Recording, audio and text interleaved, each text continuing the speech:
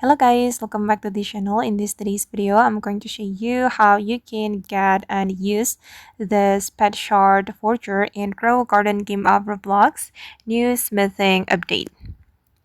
Okay, let's get into it guys. This is how the pet shard forger looks like. And if you want to get this item, you can go to this area and go to the craft gears menu right here. And this is the recipe for pet shard forger. You will need gem egg, legendary coal, and cleansing pet shard, and also shackles, 15 million shackles. And let me click on the information.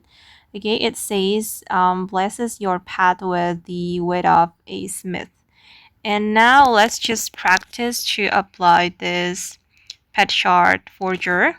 I'm going to apply it to one of my pets.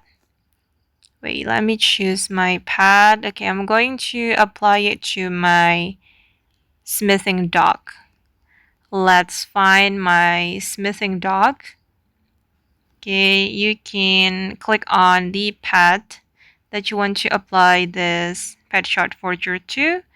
Okay, and as you can see that my dog has been turned into forger dog.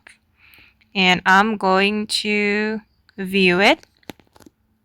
Okay, as you can see, this is the function of the pet shard forger.